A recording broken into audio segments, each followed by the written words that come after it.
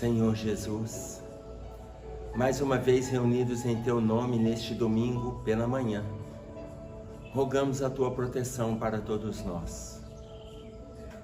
Todos nós encarnados que estamos envolvidos com o trabalho da casa, todos nós que estamos envolvidos com o Teu estudo, com os Teus ensinamentos, com a Tua seara, todos nós que muitas vezes nos vinculamos em situações infrutíferas no campo das tribulações sociais, das tribulações profissionais, afetivas e emocionais, esquecendo que o equilíbrio espiritual é aquele que nos mostra o caminho real para uma verdadeira vida saudável nesta terra. Pedimos a Tua proteção para todos nós, que envolvidos no movimento de dor que o planeta está vivendo, acabamos também por entrar nas conturbações íntimas, além das verbalizações desnecessárias, aonde não conseguimos colocar em prática ainda os Teus ensinamentos, embora eles estejam se alicerçando dentro de nós. Pedimos a Tua proteção, Senhor, mas pedimos a Tua compaixão para conosco, para que tenhamos condições de fazermos um movimento reencarnatório melhor. Fique conosco, que assim seja.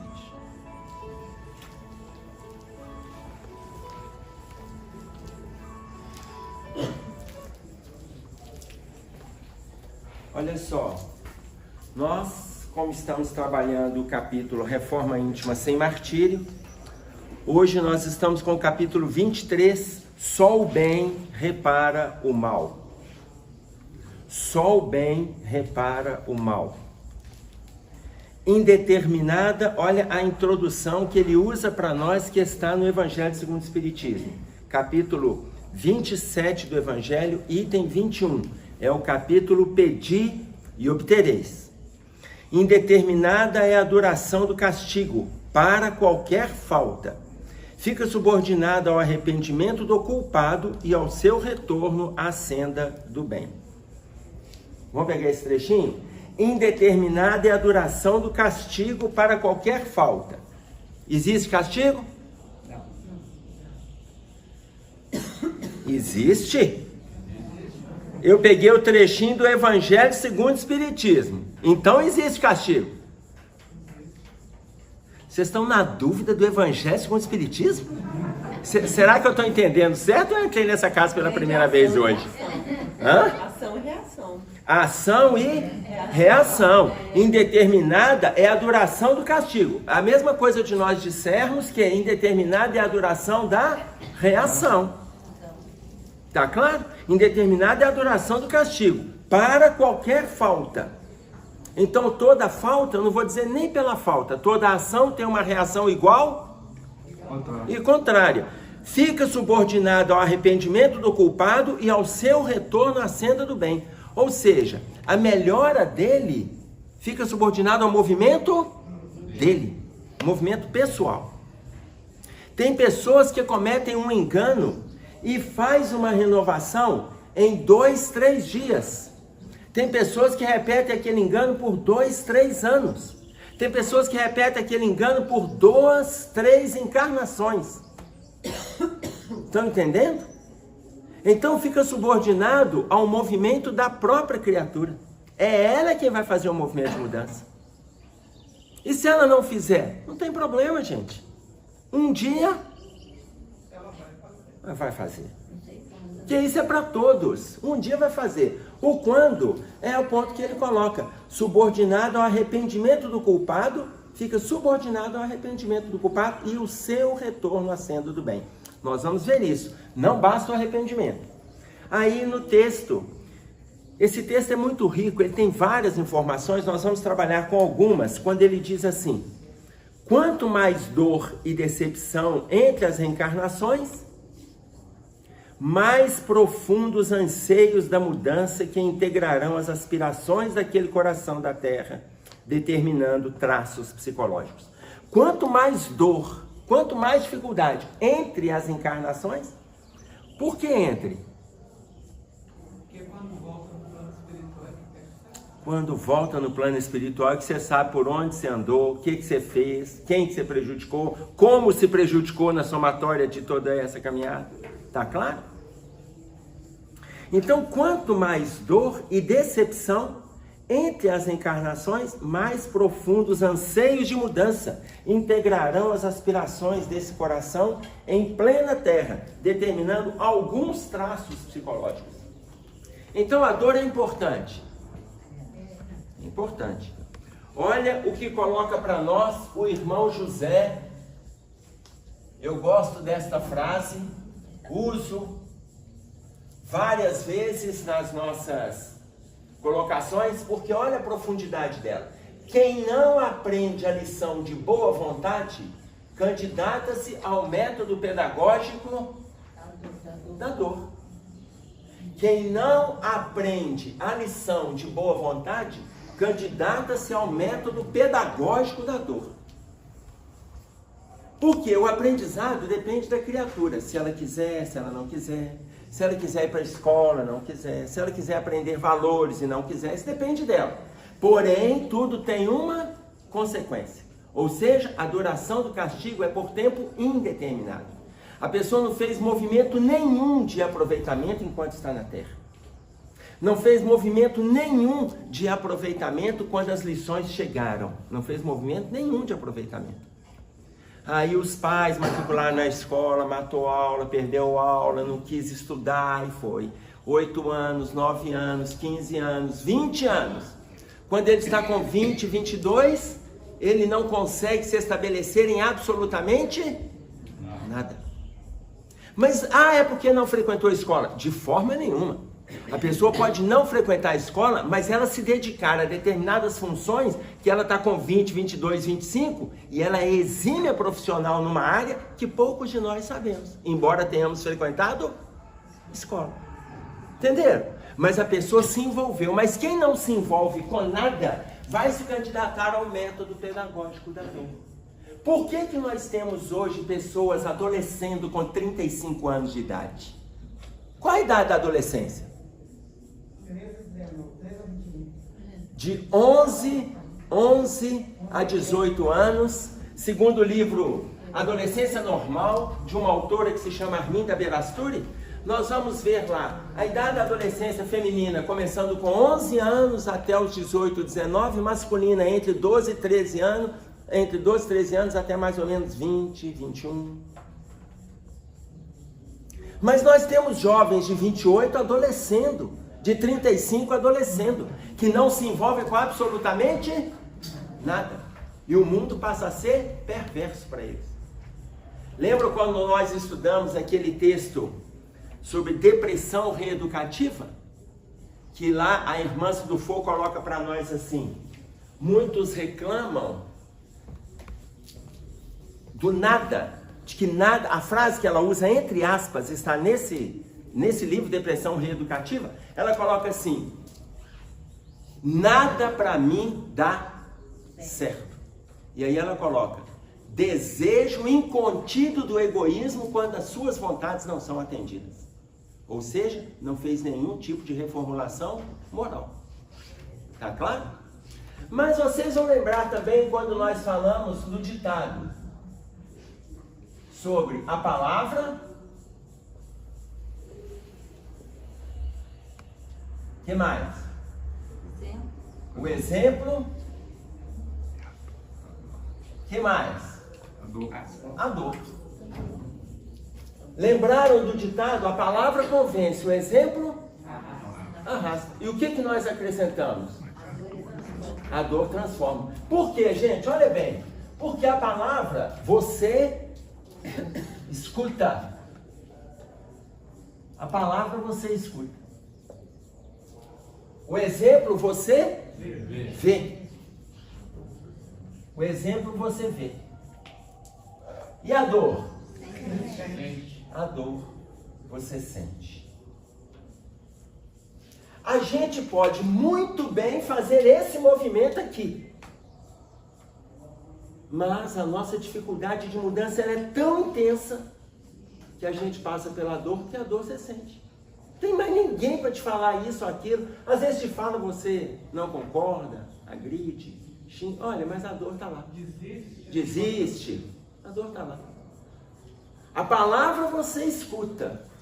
O exemplo você vê. Olha a relação de Jesus conosco, mas a dor você sente. Quem não aprendeu escutando e vendo, vai aprender doendo. Tudo bem? Oi? Uma coisa você pegar aquela. Eu tava vendo o pessoal da incubadora, aí você vê o trabalho que as enfermeiras têm, assim, o cara nada deu certo, o cara não foi abortado, passou pela incubadora, não devia fazendo, desdobrando, incêndio, está dizendo mesmo, ele cresce e vira, pode comprar, daqui a 30 anos, com a velhinha, essa velhinha só fica na minha frente, ela trabalhando. Sim. Está sempre reclamando, né? Que teoricamente está dando, mas não houve aproveitamento. E aí o que ele coloca? O que ela coloca para nós? Todos retornamos com certo nível, todos retornamos para a terra com certo nível de arrependimento. Todo mundo quando retorna tem alguma quantidade de arrependimento. Tá claro? Todo mundo. Que intensifica esse anseio de melhora e reparação, com uma expressiva soma de ideias de renovação. Então todo mundo vem com uma quantidade de arrependimento que eu preciso melhorar. A gente já tem isso dentro da gente, eu preciso melhorar. Uns, a reforma íntima é tão essencial que explica a causa de tantos sentimentos que leva a criatura ao sofrimento. Uns, agora olha só, a reforma íntima é tão essencial que mostra a necessidade dele de passar pela dificuldade, pelo sofrimento que ele tem que melhorar. Entretanto, veja bem, ainda estagia no remorso sem o buril da vontade ativa de reparar suas faltas. Às vezes, a pessoa mesmo cria dificuldades e ela passa a estagiar no sofrimento que nem era para estar sofrendo, mas ela cria o sofrimento. Isso existe ou não existe? Existe. Esse sofrimento criado pela própria criatura tem mérito diante da providência divina? Não. Tem certeza disso? Se a pessoa própria criou, que mérito que ela vai ter? Se a pessoa própria criou, que mérito existe? E aí, veja bem, o livro dos Espíritos, na pergunta de número 1000, ele vai colocar para nós aqui.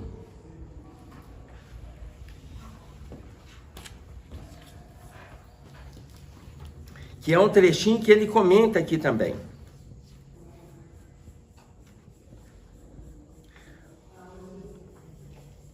Podemos, nesta vida, resgatar as nossas faltas? Todo mundo pode, nesta vida, resgatar as suas faltas? Pode? Pode tentar, né? Pode tentar, não pode? Todo mundo pode. Mas a gente já pode corrigir nesta vida os enganos que a gente cometeu nesta vida? Pode também. Sim, podemos repará-las. Mas não acredite que resgatá-las por algumas privações vulgares ou doando depois da vossa morte, quando não tereis mais necessidade de nada, é o que vale. Não, e gente, isso não vale. Tá claro? Agora que você não precisa, eu já vou morrer mesmo, deixa eu deixar tudo aqui, você não fez nada em vida. Vale para quem recebe? Vale. Mas espiritualmente, ele coloca, de nada vale. É importante que a gente sinta. Aí ele vai falar da privação. O mal não é reparado senão pelo bem. E a reparação não tem nenhum mérito, senão atinge o homem no seu orgulho ou nos seus interesses materiais. O mal, ele só é satisfatório quando atinge a gente no nosso orgulho ou na nossa satisfação material. Atingindo o nosso orgulho, gente, aí atinge de todas as formas. Por quê? Quando as coisas não acontecem do nosso jeito, já é atingir no nosso orgulho. Tá claro? Pode falar, Carol. Os métodos vulgares de são aquelas promessas, né? Essa semana eu ouvi assim, não, para tudo dar certo, eu prometi para Deus que eu vou ficar sem comer fritura. Mas eu não como muita fritura não, eu só vou sofrer mesmo com a mediana, mas acho que já tá bom. Você vê que a pessoa já faz a promessa, então assim, eu vou ficar sem comer fritura, né? Eu vou ficar sem comer chocolate. Se eu passar no vestibular, eu vou ficar 5 anos sem comer chocolate. Gente, problema seu que vai ficar sem aquela coisa gostosa. Deus tá nem aí para isso. Deus tá nem aí. Eu vou ficar sem comer o meu frango parmegiana. Eu vou ficar sem comer a minha carne parmegiana. Problema seu. Não, Deus tá lá em cima olhando quem vai ficar sem comer chocolate, para ele poder premiar aquela criatura. Não quero que fulano... Gente, é tão absurdo quando a gente para pensar, porque a promessa em si não tem valor nenhum. Você está impondo uma condição para Deus. Você está impondo para Deus. Se Deus me ajudar a fazer isso ou aquilo, eu vou fazer para Deus. Deus está nem aí. Uma barganha, uma troca. Tá claro? Agora, o que o Evangelho vai colocar para nós? Vindo um trechinho aqui na frente. A perda de um dedo mínimo, quando se esteja prestando um serviço, apaga mais faltas do que o suplício da carne suportada durante anos, com objetivo exclusivamente pessoal. A perda de um dedo mínimo, que para você é importante na tarefa que você está fazendo, ela tem muito mais mérito, não é você cortando, não. Você perdeu o dedo lá na máquina. Tá claro? A perda de um dedo mínimo, que você sabe que é importante para você na tarefa, tem muito mais mérito para Deus. Por quê? Porque ali é um instrumento de trabalho do que você fazer, por exemplo, uma promessa, ou você evitar determinadas coisas que para você não faz diferença. Ou autoflagelação. Exatamente, uma autoflagelação, como a gente vê lá no Oriente Médio acontecendo. Aquilo para Deus. Só por meio do bem se repara o mal.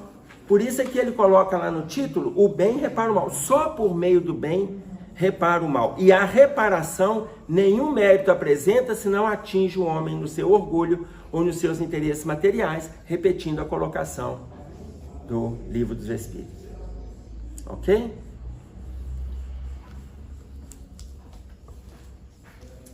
E aí ele continua. Olha o que ele coloca. Pessoas que estagiam no remorso sem vontade ativa. O que nós falamos da vontade? O que é vontade? O que é vontade? Livro dos Médiuns. Vontade, atributo essencial do espírito. Ou seja, vontade todo mundo tem. Todo mundo tem. Nossa, eu estou tão sem vontade de fazer qualquer coisa. Eu não estou a fim de fazer nada. Vontade de ser preguiçoso. É vontade. Tá claro? Pensamento e vida. Capítulo 2, Emmanuel. Capítulo 2, intitulado Vontade. O que ele coloca para nós? O gabinete de todas as nossas funções. Gabinete. Tudo vem da vontade. O desejo, a criatividade, o crescimento, o discernimento, o trabalho, a disciplina, ou o sofrimento, a dor, o transtorno, o pânico, a fofoca, tudo vem da vontade. Tudo. Se tudo vem da vontade, ou seja, atributo essencial do espírito. Tá claro isso? Tanto que ele coloca para nós que vontade ativa para sair do mal-estar. Aí ele diz assim, depressão, olha só, no torvelinho do sistema psíquico de cobranças, porque à medida que a gente tem que melhorar, você começa a se cobrar. Essa cobrança, nesse torvelinho do sistema psíquico de cobranças, provocadas pelo estado de arrependimento, por quê, gente? Ele coloca inclusive entre aspas aqui. Porque na sua cabeça você se arrependeu, na sua cabeça. Mas para ter o arrependimento, ela tem que ser caracterizada por quê? Por ação. A mudança, que é a partir de trabalho, tem que ter ação. Nesse torvelinho do sistema psíquico de cobranças, provocados pelo sistema de arrependimento, surgem dores emocionais profundas. São sintomas de almas em crescimento. Depressão, baixa autoestima, insegurança, ansiedade e frequentemente são chamadas de angústias do aperfeiçoamento. Isso tudo está entre aspas. Angústias do aperfeiçoamento. A que se refere o mestre Rivaio? Pois indeterminada é a duração do castigo para qualquer falta. Por quê? Ele coloca entre aspas. A pessoa, quando ela está arrependida e precisa de mudar de postura, ela não precisa entrar em depressão, não. A pessoa que reconhece o seu engano e sabe que precisa mudar, não precisa se estabelecer no remorso e alimentar a culpa. Não precisa. Tá claro? Por isso que ele coloca depressão, autoestima, insegurança, ansiedade. E isso, quando a pessoa manifesta, olha o bate-papo do espírito de Barcelos conversando com André Luiz. Que assim, quando a gente vai num consultório do psicólogo, do psiquiatra ou de outras terapias alternativas, a gente vai buscando o quê? Solução, equilíbrio, socorro. A gente vai buscando, ok? Um diagnóstico. Aí ele chega, olha o que o espírito de Barcelos coloca no 2º capítulo do Obreiros. Avaliando, depois que ele desencarna, ele era médico na Terra, avaliando a chegada no plano espiritual, o plano mental das criaturas, ele começou a estudar as teorias de Freud no plano espiritual. Aí olha o que ele diz. O que ele descobre? Os complexos de inferioridade, recalques, libido, as emersões do subconsciente não constituem fatores adquiridos no curto espaço de uma experiência na Terra, característicos da personalidade egresso das experiências passadas. Ou seja, esses problemas emocionais que apresentam para nós, que você vai no psicólogo, você vai em terapias alternativas, vai no psiquiatra, toma medicamento, tudo isso vai trabalhar a superficialidade do problema. Ela não vai sair de lá resolvida. Por quê? Porque a causa do mal-estar, ele vem de história passada. Tudo vem de história passada, gente. Se é história passada, significa o quê? A solução não está nos movimentos, nos atendimentos clínicos, mas ali a pessoa tem alívio. É ali ela onde busca alternativa. É ali onde ela busca uma outra estrada. Uma pessoa de fora para poder pensar, pronto, mas a caminhada é de quem? É dela. Quem é o profissional que atende lá dentro da clínica? Se a gente pegar um time de futebol, um time de vôlei, ele é o técnico. Ele pode ver a outra pessoa, o técnico pode ver o jogador julgar do jeito que ele quiser, ele pode julgar mal, vai ser substituído, mas o técnico não entra. Ele pode ver o time dele tá mal, ele vai lá no intervalo, orienta o time, chama atenção, que não sei o que, no segundo tempo muda. O profissional da área da saúde, ele é o técnico. Ele não acompanha o profissional que entrou lá para dentro. Ele não acompanha, não. Ele que joga, né? Ele não joga. Tá claro? Eu tive um psiquiatra comigo na terapia. Aí ele chegou e falou assim, ele insistiu para estar fazendo terapia, e aí na hora que eu não sabia que ele era médico, nem que era psiquiatra. Marquei. Quando eu marquei para ele, passaram uns 2, 3 meses, eu falei assim, meu filho, ele falou assim, que ele me ligava, passava uma semana e me ligava, passava 15 dias e me ligava, sabia se eu tinha vaga. Eu não tinha vaga, falei, meu filho, espera um pouco, e fiz indicações, ele não aceitou a indicação, e aí eu peguei e falei com ele. Na hora que ele veio, que eu fui fazer a ficha, perguntei o nome dele e tal, me falou o nome. Profissão, eu sou médico. Qual que é a sua especialidade? Sou psiquiatra. Onde você trabalha, meu filho? Aí ele pegou e falou onde que ele trabalhava. Trabalhava na época no André Luiz, trabalhava no Raul Soares e no Hospital Bento Menem, lá em Divinópolis, que eu conheço também. Eu falei assim, meu filho, você trabalha em 3 hospitais psiquiátricos. Você tem quase 3 meses que você está no meu pé para conseguir uma vaga. Você mais conhece é psicólogo. Aí ele pegou e falou assim, eu conheço os psicólogos, mas eu também me conheço. Ah, e o que quer dizer? Quer dizer que eu vou manipular os profissionais quando eu entrar no consultório. Eu vou manipular. Se eles não tiverem segurança para trabalhar comigo, eu sou manipulador e eu vou manipular. Então eu prefiro, por quê? Eu já conheço, e você me conhece, então você já deu palestra lá no hospital, eu já assisti palestra no hospital, já assisti palestra no Movimento Espírita, eu acho que eu não vou te manipular, não. Eu falei, vamos ver, né, meu filho? Vamos ver. É claro, ele achava. Então, o que acontece? Depois de algum tempo que ele estava, ele fez algumas colocações lá. Eu falei assim, deixa eu te falar uma coisa. Ele fez algumas colocações justificando a necessidade dele de continuar naquela dificuldade ali. Depois que ele terminou de justificar, eu falei com ele assim, deixa eu te falar uma coisa. Daquela porta para cá, você é paciente. Da porta para lá, você é médico. Você não justifica os seus erros comigo. Você justifica os seus erros com o mundo. Aqui, meu filho, a gente não precisa de mentir, não. É o único lugar. A gente não mente para duas pessoas nessa vida. Para o profissional de saúde, o médico, o psicólogo, o psiquiatra, e não mente para o amigo. O amigo você escolhe o que você quiser. Aí você escolhe um amigo e depois vai lá e mente para ele. Então para que ele é seu amigo? E o profissional, você vai mentir para ele, você marca horário, paga consulta, ocupa tempo e vai lá e mente. E ainda volta na semana seguinte, que a desgraça é tanta que a pessoa nem te abandona. Tá claro? Então, você imagina. Ele falou assim, é mesmo, tá vendo? Isso depois de meses. Lembra o que eu te falei a primeira vez? Olha a lembrança dele. Eu manipulo. Então, porque as dificuldades, elas estão enraizadas. Não são coisas que você, eu tive um trauma lá na minha infância. Esse trauma, ele tem uma raiz. E essa raiz está em passado longínquo que nós desconhecemos. Então, esse alívio, ele é importante para a caminhada? Ele é importante. Ele é necessário? Ele é necessário. Tá claro? Mas ele não é relevante a ponto de mudar a atitude da criatura, porque depende da criatura.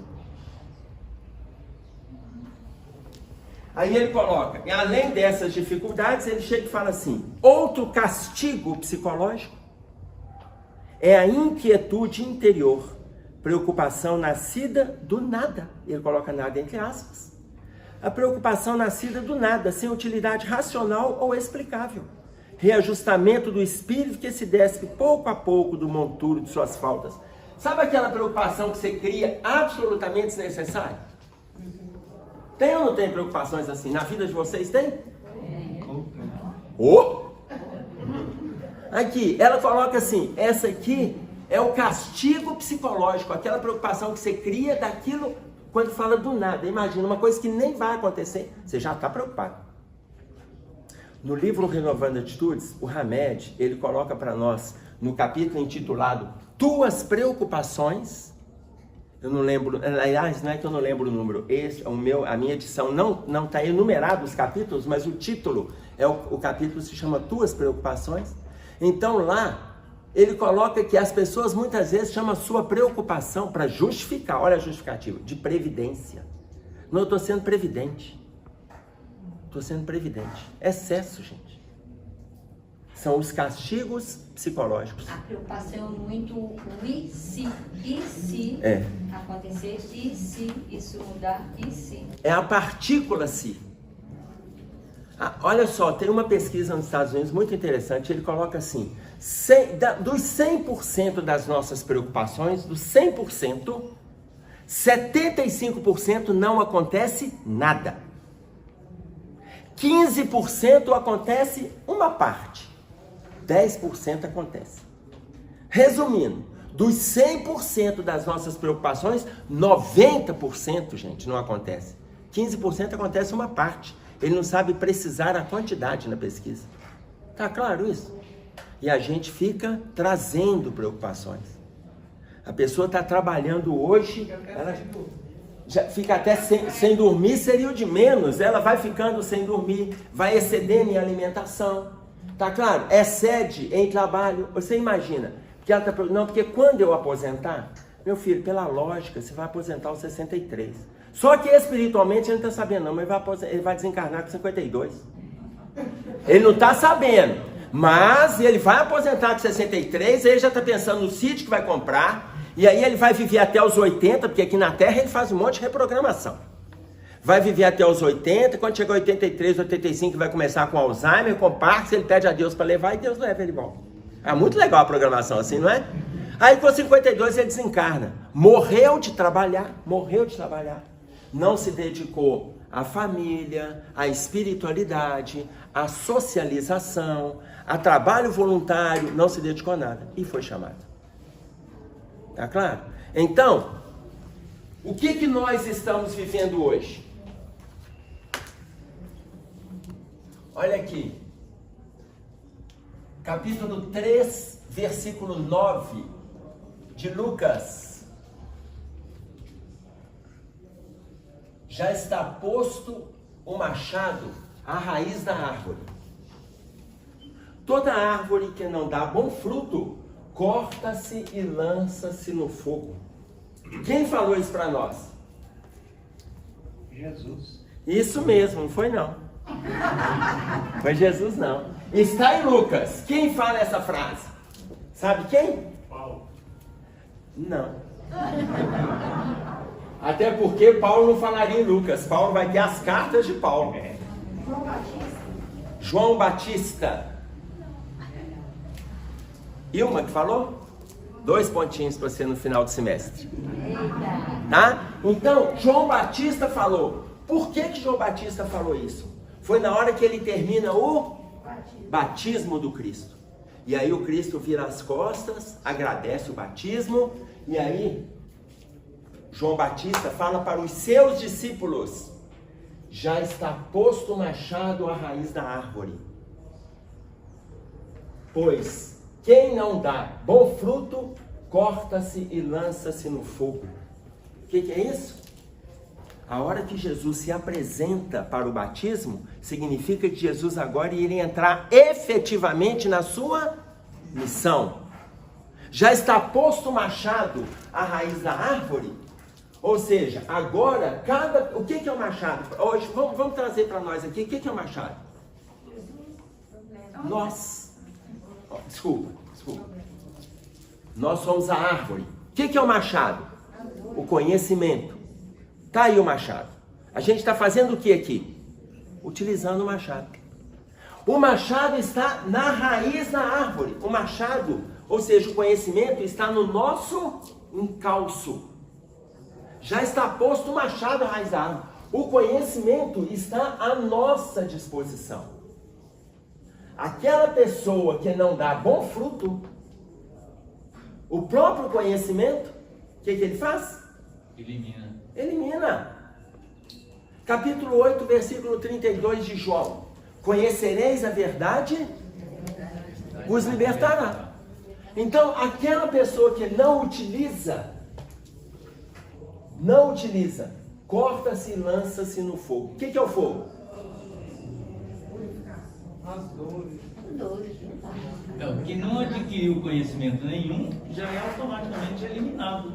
Mas o que é o fogo? Reencarnações? O que é o fogo? Reencarnação. Mais 2 pontos, Ilma. Você está bem, viu? Se depender do pontinho na hora de desencarnar, você já está bem recebida lá. Não vai precisar nem dar prova. Vai passar sem prova. Porque veja bem, olha o fogo. O que é o fogo, gente? O fogo é mistura de oxigênio com carbono. O fogo é mistura de oxigênio com carbono. Oxigênio, o ser vivo precisa. Carbono, tudo que a matéria tem. Então, quando ele fala, será cortado e lançado no fogo, quem não aproveitar, vai ser lançado no fogo, vai ter que repetir várias encarnações. Olha o movimento de dor. Porque não aprendeu pela escuta, não aprendeu pela visão, vai aprender pela dor. Aquela pessoa que não dá bom fruto, corta-se e lança-se no fogo. Tá claro? Tá difícil? Tá difícil? Então veja bem, vamos pegar o outro exemplo do fogo. Entrar no fogo é difícil. Não, a gente entra e sai, nós estamos fazendo esse movimento de fogo aí há séculos. Porque veja, se o fogo é um movimento reencarnatório, o fogo é um movimento reencarnatório, aquela pessoa já está posto o machado, o conhecimento está à nossa disposição. Aquela pessoa que não utilizar o conhecimento em seu favor, será cortada e lançada no fogo. Nós temos lá no capítulo 3 de Apocalipse, que ele coloca para nós assim: tu és morno. Tu és morno. E Deus vomitará os mornos. Deus vomitará os mornos. O que ele quer dizer? Que a gente precisa ter segurança, estabilidade. Reconheça que errou e muda. Reconheça que está no caminho certo e insiste. É isso. Deus vomitará os mornos. Se eu não me engano, está no versículo 18 do capítulo 3 de Apocalipse. Tá claro? Então você imagina, se Deus vomitará os mornos, Ele está colocando para nós exatamente a possibilidade da pessoa fazer o seu movimento de mudança. Não fica naquele negócio do mais ou menos. Hoje eu acho que eu vou, acho que eu não vou, não sei se vai dar certo. Sai disso. Sai disso. Não dá mais tempo. Por quê? Porque se tem 2000 anos que nós estamos recebendo este versículo, nesses 2000 anos a gente está encarnando, desencarnando, encarnando, desencarnando. Nós ainda vamos continuar morno. Quem está com o celular? Vanessa está com... Fernando, está com o celular aí? Vê para mim se é o capítulo 3, versículo 18 de Apocalipse, só para a gente registrar. Deus vomitará... Coloca a frase, Deus vomitará os mornos. Então imaginem vocês, aí vem o fogo, oxigênio e carbono. Na Terra a gente tem acesso às duas coisas. Oxigênio tem acesso no plano espiritual, gente, mas não tem acesso ao carbono. Lá não tem matéria. Pasta tem carbono, óculos tem carbono, camisa tem carbono, cabelo tem carbono, corpo tem carbono. Então nós estamos falando de matéria. Apocalipse 3, 15 e 16. Então, fica registrado para nós. 15 e 16 de Apocalipse. Deus vomitará os mornos. Tá claro? Capítulo 3 de Apocalipse. E aí é interessante porque é importante a gente ter acesso a esse tipo de informação, né? Uma pessoa da religião protestante bateu lá em casa e foi conversar comigo. E aí eu fui atender a pessoa, né? E ela foi conversar e tal, me explicou sobre a igreja. E aí eu escutei, passaram-se 10 minutos, 20 minutos, ele me informando como que funciona para ir lá na igreja e tal. E aí ele perguntou se eu conheço Jesus, eu falei que eu conheço Jesus, né? Assim, talvez não tão íntimo quanto ele, mas eu conhecia. E aí ele foi me falando vários dizeres da Bíblia e tal.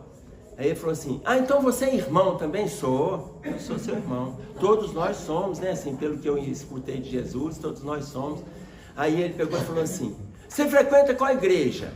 Aqui embaixo, chama Lar Fraternidade Maria de Nazaré, chama Lafran. Eu não conheço essa igreja, é porque lá não tem o nome de igreja. Lá é um lar de crianças com paralisia cerebral e também uma casa espírita. Aí ele falou, uma casa espírita? Você frequenta a casa espírita? Eu falei, eu frequento a casa espírita. E lá a gente aprende que nós somos irmãos. Aí ele falou assim, mas você sabe que o espírito está condenado ao fogo do inferno? E aí eu falei assim, aonde você leu isso, meu filho? Aí ele pegou e falou assim, tá aqui na Bíblia. Eu falei assim, antes de você abrir, se você estiver abrindo no capítulo 21 de Apocalipse, no versículo 8, eu já vou te falar qual palavra que é você que está escrito na sua Bíblia e eu vou te falar a tradução original.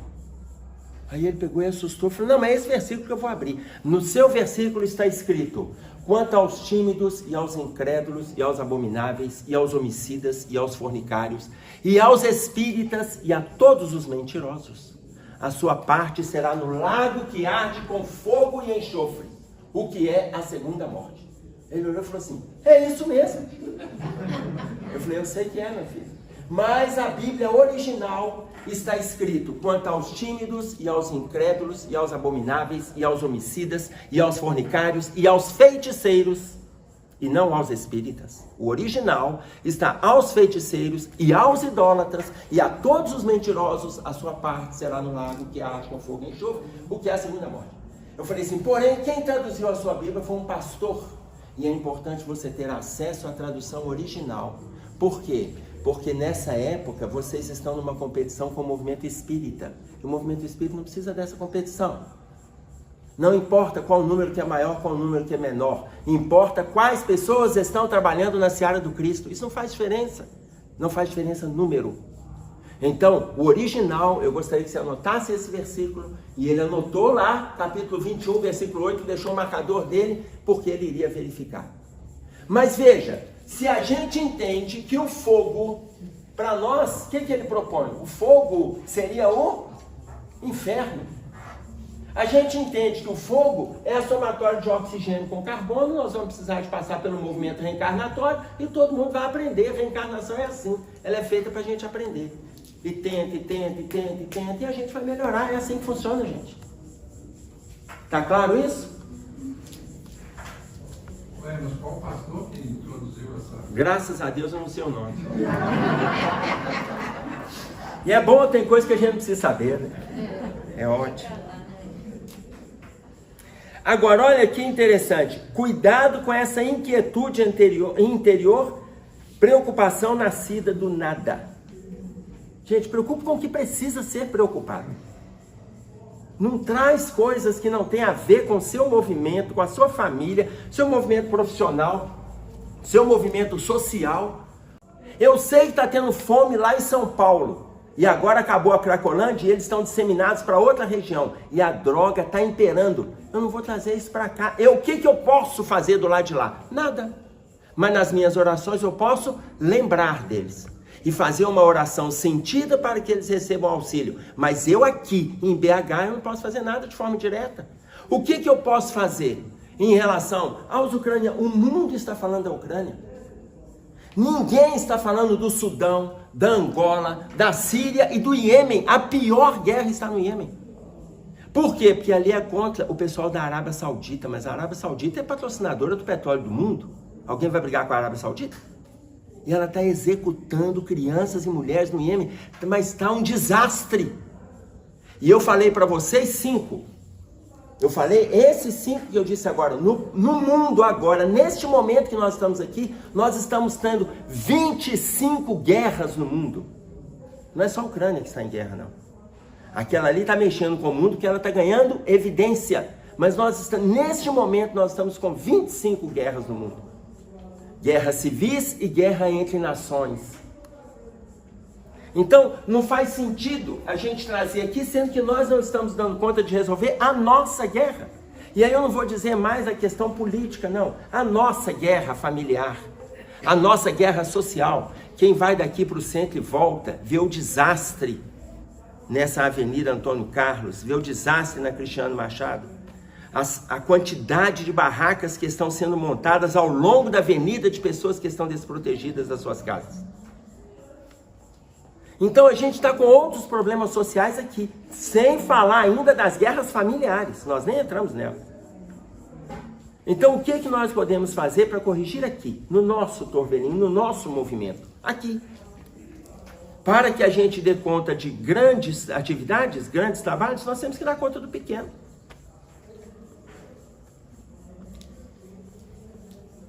O arrependimento é via de redenção e, ao mesmo tempo, castigo para as almas em reeducação. O arrependimento é via de redenção e, ao mesmo tempo, castigo para as almas em reeducação. Me perguntaram sobre Hitler. Se eu sei por onde ele anda.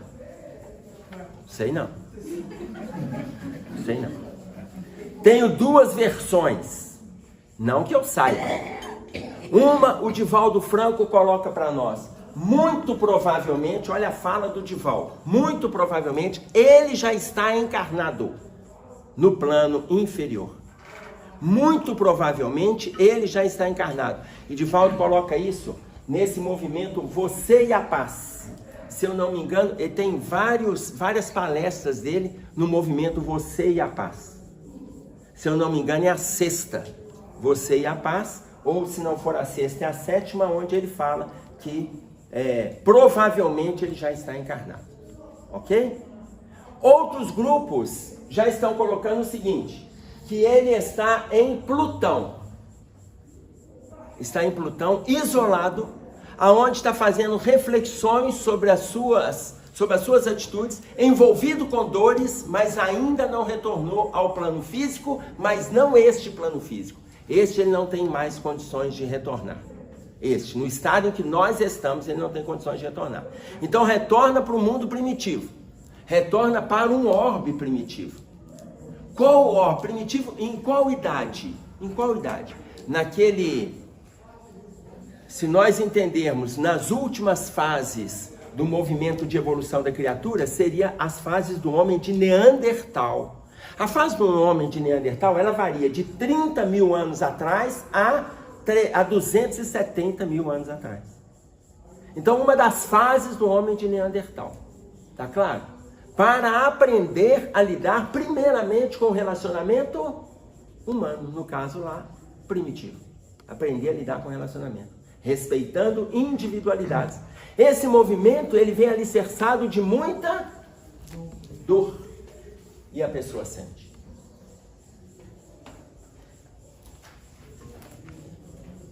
Então, quando ele coloca o arrependimento é via de redenção, castigo para almas em reeducação.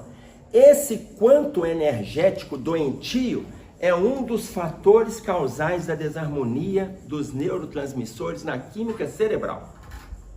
Esse quântico energético doentio, sabe a gente começar a falar, tá vendo o que está acontecendo? Aí você começa a falar da guerra, fala do político, fala da corrupção, e só fala nisso o dia inteiro. Liga o jornal nisso, liga na rádio nisso, e é só isso. Esse quanto energético doentio é um dos fatores causais da desarmonia de neurotransmissores na química cerebral. E ela cita aqui como a serotonina e a noradrenalina, que são responsáveis pelo humor, responsáveis pela memória, mas nós temos outros. Nós temos a acetilcolina, temos a noradrenalina, tem epinefrina, você tem esse que você como é que é? Deixa eu ver se eu anotei. Adrenalina, que trabalha a sua agitação, atividade, ou trabalha a favor do medo, para você poder fugir de determinadas perseguições ou ações de agressividade. Adrenalina. Então, veja, o desequilíbrio dos neurotransmissores, ele pode ser causado pela desarmonia nesses fatores, quanto energético doentio. Fator causal, quanto energético doentio. A nossa mente vai produzindo esse mal-estar. Tá claro?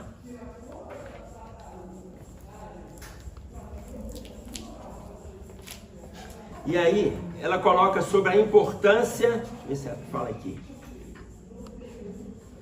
Acordemos para a verdade espiritual que nos cerca, promovendo o nosso distanciamento das ilusões de grandeza. Olha o cuidado que a gente tem que ter. Promovendo o distanciamento das ilusões de grandeza, as quais têm avassalado os conceitos sociais humanos, que não asseguram sossego e luz no coração cansado e sofrido de erros atrozes. Gente, a sensação... para com essa... de querer viver essa grandeza. Grandeza de quê? Entre nós não tem ninguém melhor do que ninguém. Está todo mundo na Terra passando pelas mesmas dificuldades. Tá claro? Não tem ninguém melhor. As pessoas que são melhores já são aqueles que já se destacam. Eles já se destacam desde a infância, por N atitudes. Entre nós está todo mundo no mesmo barco. Então, ela coloca para nós sairmos dessa sensação de grandeza. Nós estamos vendo isso nos meios profissionais, aonde um, para se elevar, ele tem que diminuir o outro. Diminuir o outro. Isso não é ético. Ele não precisa diminuir o outro para se elevar. Ele não precisa. Use os próprios conceitos, as próprias demandas, a busca pela resposta das suas demandas, e ele vai melhorar. Ele não precisa de sair diminuindo a criatura, não. Mas começa uma relação de agressividade. E nesse movimento de agressividade, muitas vezes, aí nós vamos ver a espiritualidade colocando, a forma de esconder as próprias dificuldades é elevar as dificuldades do outro. A forma de esconder as próprias dificuldades é elevar as dificuldades do outro. Oi, Marcos. No culto lá de casa, a gente estava brincando lá com Jesus. A coisa mais difícil que Jesus fez para nós, a gente estava brincando lá, é conversar com todo mundo. Difícil demais. Você chega uma pessoa, você lembra que ela fez isso? Conversou com todo mundo, Cristo. Olha o nível onde ele estava. Sim. Não, e eu imagino, eu fico pensando assim, o sofrimento de Jesus. Porque imagina, no ponto que nós estamos, alguém chega para você e fala assim, você vai voltar a estudar na primeira série do ensino fundamental, aprender o alfabeto, aprender as operações iniciais, somar e subtrair. Na primeira e na segunda. Na terceira você aprende a multiplicar e dividir. E você vai ficar 4 anos estudando da primeira à quarta série ali com os meninos. Ok? Agora 5. Agora aumentou a tortura. 5 anos no Fundamental 1. Imaginem vocês o que nós já vivenciamos na idade que estamos, voltar e estudar com as crianças. Imagina Jesus de onde ele veio, esse apontamento que o Marcos trouxe. Ele conversou com todo mundo. Ele devia, gente, é que ele não julgava, né? É muito legal ser Jesus, né?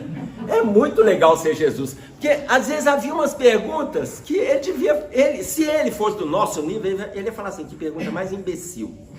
Mas eu vou responder. Mas ele não era do nosso nível, ele ia lá e explicava. Imagina, e ele ficou aqui 33 anos, nós estamos propondo só 5 numa sala de aula. Ele ficou 33 anos neste mundo. Então veja, a dificuldade nossa de lidar com esse aprendizado. Por isso que quando ela coloca para nós aqui, que o bem é que vai reparar o mal, ela diz também, sem medo, vergonha ou culpa, verifiquemos os quistos morais que fomos chamados a extirpar. Os quistos morais que fomos chamados a extirpar, avalia o seu estado íntimo. Tem coisa que você sabe que está errado. Avalia. Você mesmo. Você não precisa contar para o outro. Faz esse movimento de mudança. Ah, eu preciso confessar. Você precisa confessar. Não precisa conversar com o padre, não precisa conversar com o psicólogo, não precisa... Confesse para a sua consciência e faça movimento de mudança. É só isso.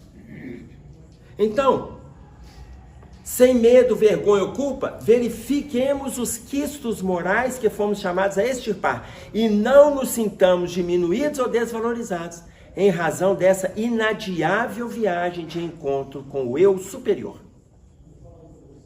Não nos sintamos envergonhados. Aí, ela vai falar, a reforma efetiva de nós mesmos depende de trabalho e obras. Ela diz assim, aqui chegamos no clímax de nossa reflexão.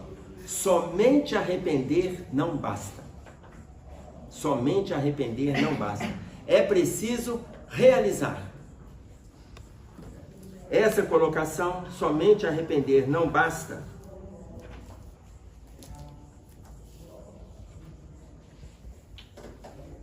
veja.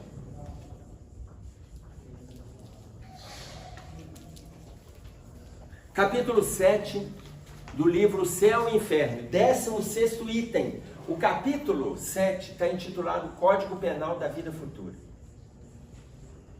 33 códigos.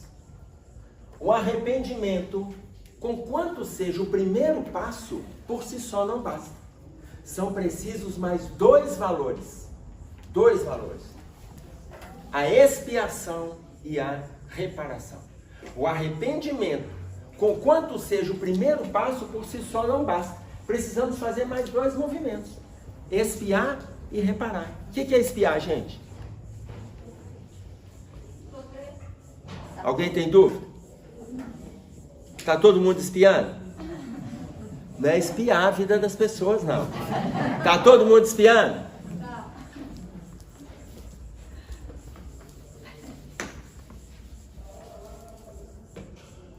Expiação é sofrimento.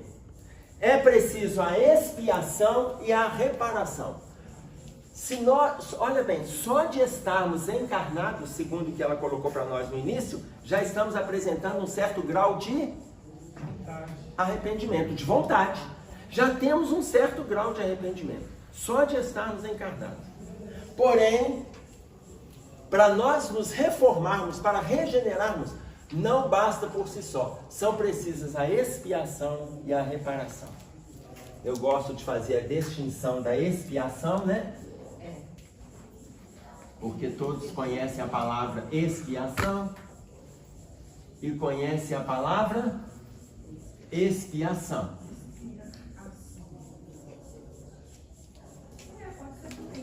Não, pode ser não. Não justifica não, vai ficar família. Não, aí você já completou demais. Esse é brasileiro dando jeitinho na hora da morte, né? De interpretar em favor da criatura que está desencarnando se for do Brasil. O brasileiro adora isso, ele gosta de trazer para ele. Olha aqui, expiação com X, o que é? Conhece. Expiar conhece é? Expiar a vida do outro. Expiar com X é? Expiação com X.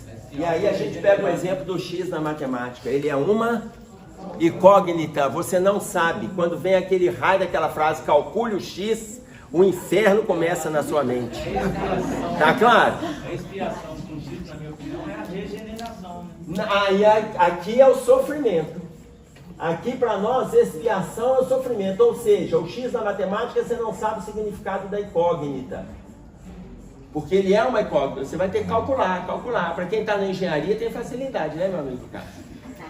Mas, agora, por outro lado, o X na nossa vida significa o quê? Nós não sabemos o que a gente fez lá atrás. É uma incógnita. Você sofre, mas não sabe o motivo do seu sofrimento. É uma incógnita. Tem dor. Mas por que tem dor? Porque lá atrás você não aprendeu com a escuta e com a visão. Então vai aprender sentindo a dor. É uma incógnita. Aí, ele coloca para nós aqui. E o bom é que o X ainda é chamado de variável, né? Porque o tanto que ele é uma incógnita, ele é uma variável, ele depende só de você. Tá vendo que cada um pode dar o valor ao X que quiser? Claro que no final da expressão pode dar trem errado, né? Porque tem um professor corrigindo, mas aqui é a sua consciência que corrige. Tá claro? Então, olha, não basta por si só o arrependimento. Para se regenerar, não basta por si só. São precisas a expiação e a reparação. E aí eu gosto de fazer um gráficozinho para a gente entender. Que alguns lembram como funciona esse movimento. Lembram dessas 4 pessoas? Lembram dessas 4 pessoas? A, B, C e D? Olha o movimento, olha essa frase aqui, essa frase, nesse movimento A, B, C, D. Numa situação criminógena, A matou B. A matou B e A se arrependeu do crime que ele cometeu. E ele começou a trabalhar, ele viveu mais 30 anos, e ele começou a trabalhar em favor do próximo, e ele trabalhou, ele sabia do crime que ele cometeu. A melhorou? Melhorou. A melhorou. B foi assassinado por A. Quando ele chegou no plano espiritual, ele ficou com um ódio tão grande que ele ficou perseguindo A o tempo todo. B do plano espiritual melhorou? Não. C matou D. C matou D e C chegou e falou assim, mas se eu tenho tanta raiva de D que até morto ele me irrita. Se eu encontrar com ele, eu mato ele outra vez. C melhorou? Não. C não melhorou.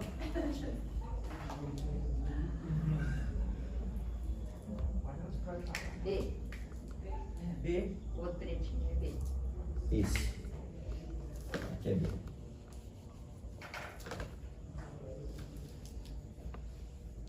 D foi assassinado por C e D chegou no plano espiritual e falou assim, gente, mas por que ele brigou? Ele tirou minha vida por uma bobagem, uma briga tão banal, só porque o time dele está ganhando e o meu time foi rebaixado lá, e aí eu fui discutir com ele, ele pegou e foi lá e tirou minha vida, já não basta o meu time rebaixado, ele ainda tirou a minha vida.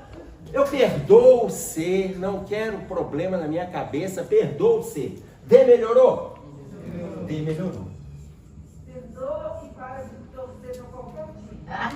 Perdoa e ele passa a achar que futebol é um esporte, não se tirar a vida de ninguém e agredir ninguém por causa disso. Pronto. Mesmo o time dele estando naquele contexto que Deus sabe. Ai, que miséria. Oh, Jesus. Enfim, criamos aqui então 2 relações. Relação CD e relação AD. A matou B. A matou B e A ficou indignado, ficou arrependido. e aproveitou bem o seu movimento reencarnatório. A melhorou? B foi assassinado e B assumiu um ódio de A. B não melhorou.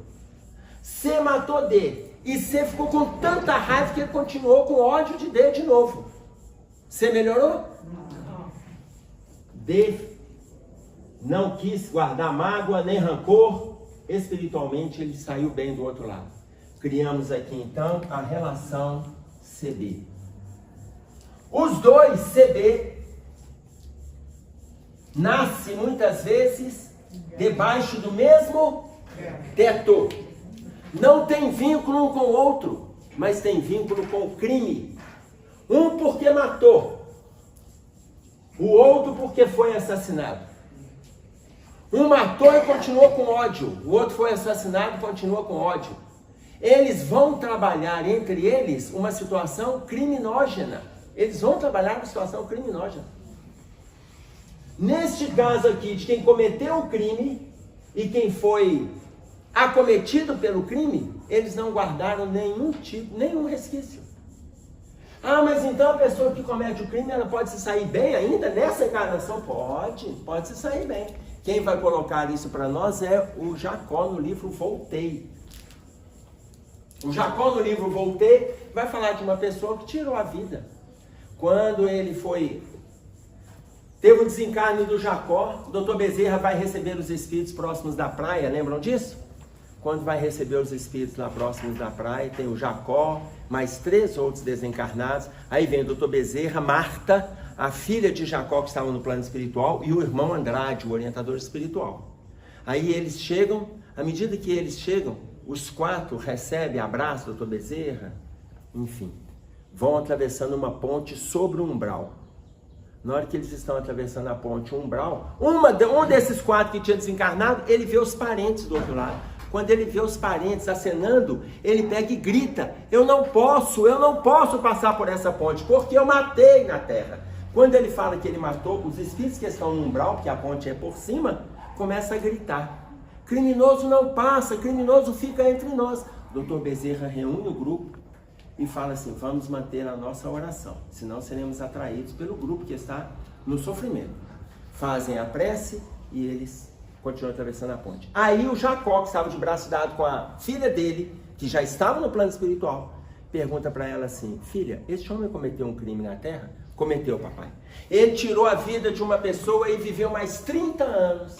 E depois dele viver mais 30 anos trabalhando em favor do próximo, ele se redimiu do crime que ele cometeu. Olha a postura de ela. Tá claro? Quem vai explicar isso aqui para nós, essa relação que nós tiramos do livro Céu e Inferno, é André Luiz, no livro Ação e Reação. No livro Ação e Reação, Gúbio vai deixar isso claro para nós. Tá claro?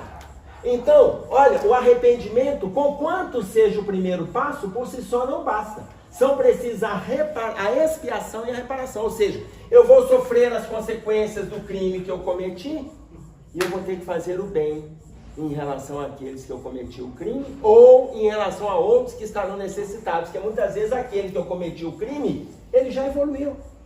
Se aquele que cometeu o crime, o caso de D, C matou D, já que ele cometeu o crime, D evolui, perdoou, pronto, ele não tem que resgatar nada com C. Mas C tem um resgate com B. Por quê? Porque são situações criminógenas, um porque matou e o outro porque foi assassinado.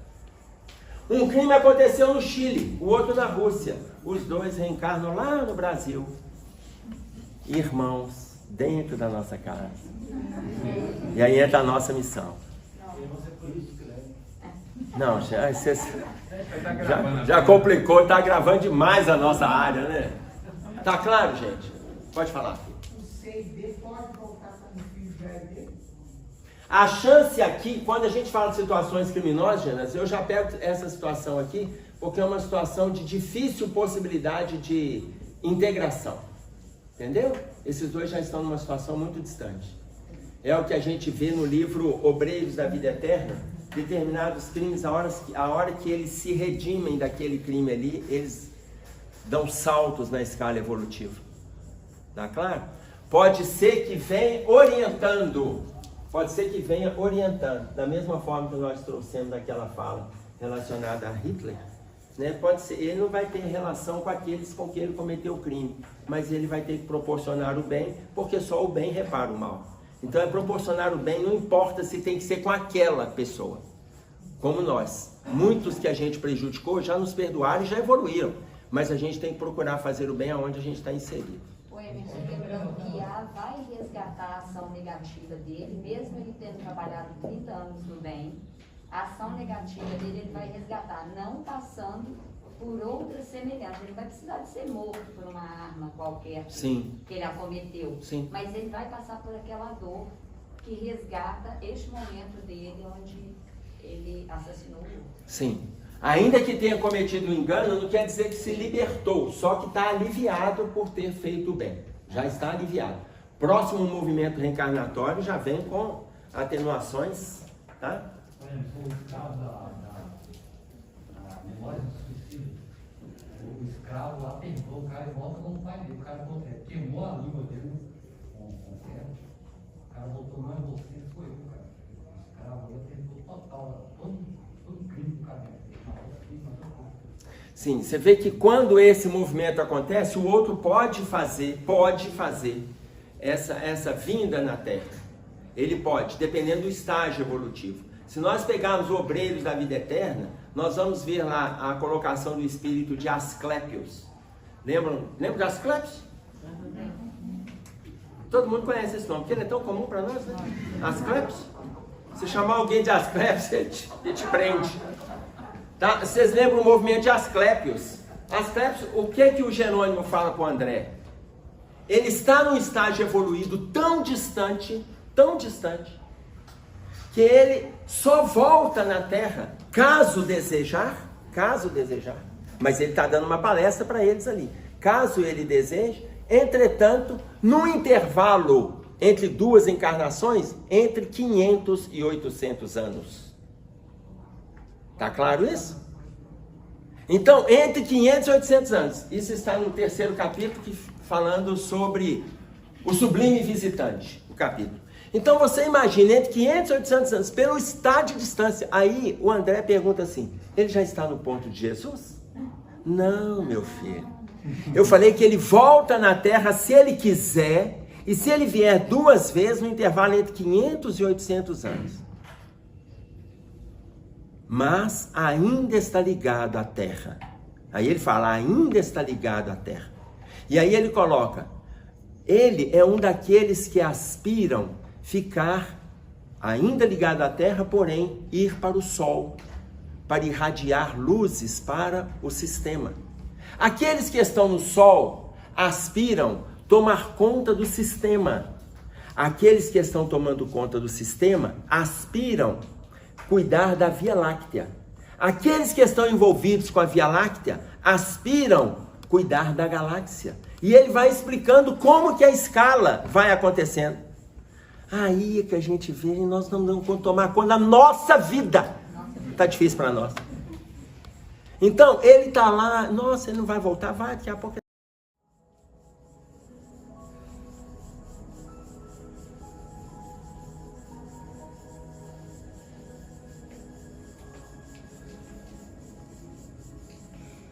Pai nosso que estás nos céus, santificado seja o teu nome. Venha a nós o teu reino, seja feita a tua vontade, assim na terra como no céu.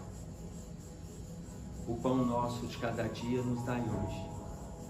Perdoe as nossas dívidas, assim como nós perdoamos os nossos devedores. Não nos deixeis cair em tentações, mas livra-nos do mal, porque teu é o reino, o poder e a glória para todo sempre. Com esta prece, Senhor, estamos encerrando o nosso estudo desta manhã. Fique conosco, que assim seja.